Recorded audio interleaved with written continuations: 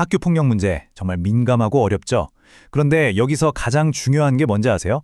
바로 절차입니다. 좋은 마음만으로는 부족해요. 오히려 절차를 무시하면 상황이 더 꼬일 수 있거든요.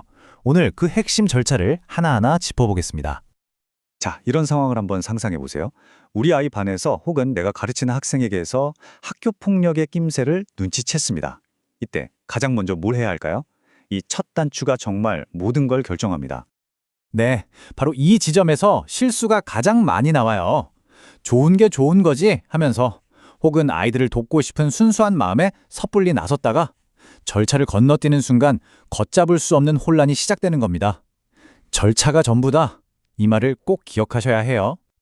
그래서 좋은 의도가 어떻게 나쁜 결과로 이어지는지 그 대표적인 함정 두 가지를 살펴보려고 합니다. 자, 첫 번째부터 바로 들어가 보죠. 첫 번째 함정이 뭐냐면요. 바로 신고와 비밀 유지 사이의 딜레마입니다. 이게 정말 골치 아픈 게 두 가지가 서로 부딪히는 법적 의무거든요. 말해야 할 의무와 말하지 말아야 할 의무. 이 아슬아슬한 줄타기를 왜 잘해야 하는지 지금부터 알려드릴게요. 보세요. 한쪽에는 신고 의무가 있습니다. 학교 폭력을 알게 된 사람은 누구나 신고할 수 있고 또 해야 한다는 거죠. 그런데 다른 한쪽에는 비밀 누설 금지 의무가 떳하니 버티고 있어요. 이 사건에 대해 알게 된 정보를 절대 함부로 흘리면 안 된다는 겁니다. 그럼 둘 중에 뭐가 더 위험할까요? 공식 가이드북은 아주 명확하게 이야기합니다. 알았는데도 모른 척 하는 거. 이게 최악의 선택이라는 거예요. 애매하다고 해서 입을 닫고 있으면 그게 가장 위험한 길이 될 수 있다는 경고죠. 그렇다고 해서 아무한테나 막 이야기해도 된다는 뜻은 절대 아닙니다. 침묵이 위험하다고 해서 섣불리 입을 열었다가 그게 더 큰 문제를 낳을 수 있거든요. 왜냐하면 이 비밀 유지 의무를 어기는 건 그냥 실수가 아니에요. 범죄가 될 수도 있습니다. 보세요. 1,000만 원. 이게 그냥 숫자가 아닙니다. 만약에 관련 정보를 함부로 흘리면 최대 1,000만 원의 벌금 또는 1년 이하의 징역까지 갈 수 있어요. 이 사안을 국가가 얼마나 심각하게 보고 있는지 딱 보여주는 대목이죠. 그럼 정보가 주로 어떻게 새어나갈까요? 학부모님들 단톡방, 개인적으로 아는 사람한테 조언 구한다고 이야기하는 경우, 학교에 뜬 소문 퍼지는 거, 회의 내용 공유하는 거, 다들 한 번쯤 들어봤죠? 이런 것들이 다 정보 유출 경로가 될 수 있고, 이게 결국 아이들한테 2차 가해가 되는 겁니다. 그래서 이 질문을 꼭 해봐야 합니다. 우리 학교의 처리 과정은 알아야 할 사람만 아는 원칙, 그러니까 최소 공유 원칙이 철저하게 지켜지고 있는가? 이게 바로 공정한 절차의 시작이고 아이들을 지키는 진짜 첫걸음이에요.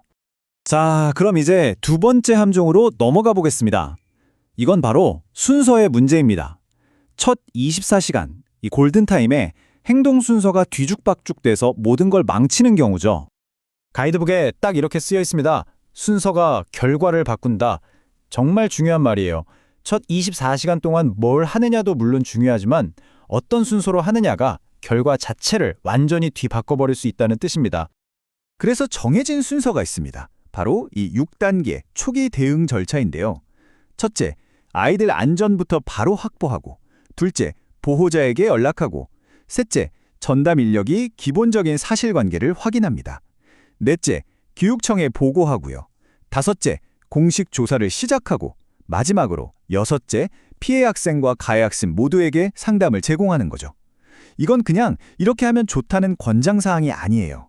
학생, 교사, 학교 모두를 법적으로 보호하기 위한 반드시 지켜야 할 필수 절차입니다.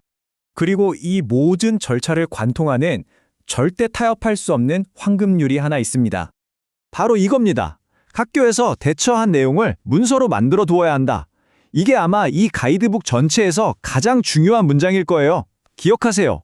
기록으로 남지 않은 건 그냥 없었던 일이 되는 겁니다. 그래서 이걸 한번 체크해 보세요. 안전 확보, 연락, 사실 확인, 보고, 이 순서가 매뉴얼로 딱 정해져 있는지, 우리가 한 모든 조치들이 기록으로 남아 있는지, 그리고 그 기록에 언제, 어떻게 알렸는지 같은 구체적인 내용까지 다 포함되어 있는지, 이런 꼼꼼한 문서화가 나중에 생길 수 있는 모든 분쟁에 대한 최고의 방패가 되어줄 겁니다. 자, 그럼 이 모든 걸 정리해 볼게요. 왜 이렇게까지 절차 하는 걸까요? 이게 그냥 귀찮은 행정 절차가 아니기 때문입니다. 공정하고 누가 봐도 예측 가능한 절차, 이게 바로 학생, 선생님, 그리고 학교 모두를 보호하는 가장 확실하고 좋은 방법입니다. 절차가 명확하면 감정에 휘둘리지 않고 모든 사안을 공평하게 처리할 수 있거든요. 2차 피해의 위험도 당연히 줄어들고요. 결국 핵심은 이겁니다.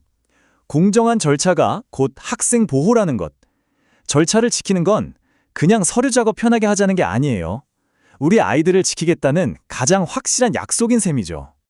그래서 마지막으로 이 질문을 한번 스스로에게 던져보셨으면 합니다. 우리 학교의 절차는 과연 우리 아이들을 지켜주는 튼튼한 보호막인가요? 아니면 언젠가 문제가 될 수 있는 법적 책임의 근거가 될 뿐인가요? 오늘 준비한 내용은 여기까지입니다. 들어주셔서 감사합니다.